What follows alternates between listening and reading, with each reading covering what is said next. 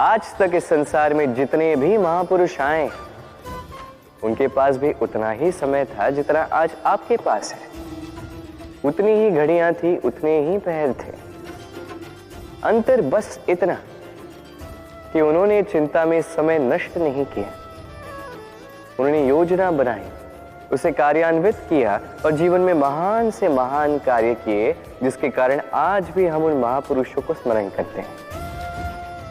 एक महत्वपूर्ण बात स्मरण रखिएगा, काम की अधिकता हमें नहीं मारती, काम की चिंता हमें मारती है।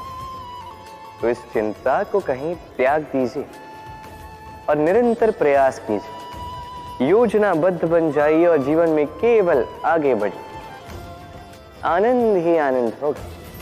कई बार हम जीवन में निराश हो जाते हैं, ये सोच के कि निरंतर प्रयास करने के पश्चात भी हमें हमारा लक्ष्य नहीं मिला।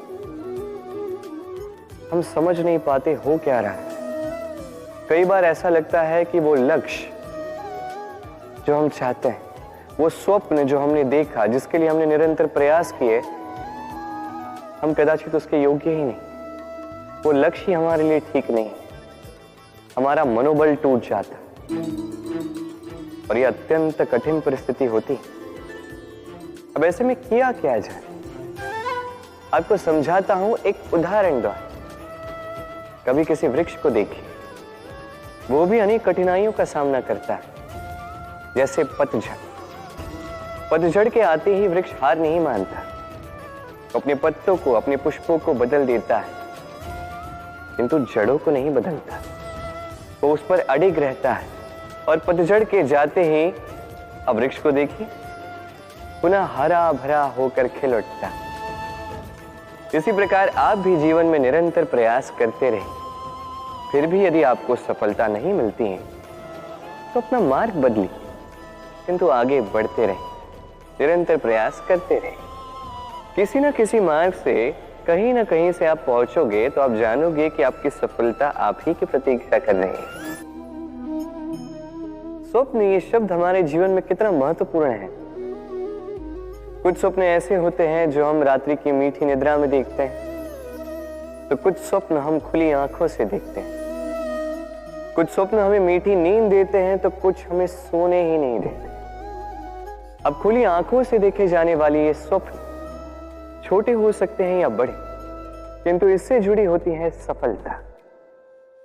अब आपको एक बात समझाता हूं। ये है आपके स्वप्न, ये है सफलता।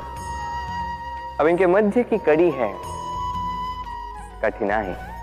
तो जितने बड़े स्वप्न होंगे उतनी बड़ी कठिनाई, जितनी बड़ी कठिनाइयां उतनी ही बड़ी सफलता। सबको प्रसन्न रख पाना संभव नहीं, ये 100% उचित कथन, किंतु हम प्रयास तो कर सकते हैं कि प्रसन्नता ना सही, हम किसी को दुख ना पहुंचाएं। ये तो हम कर सकते हैं। जितना ये दुख कटेगा उतना ही सुख बढ़ेगा, और जितना ये सुख बढ़ेगा उतनी ही आएगी ये प्रसन्नता। तो आइए और इसी प्रसन्नता के साथ कहिए राधे राधे।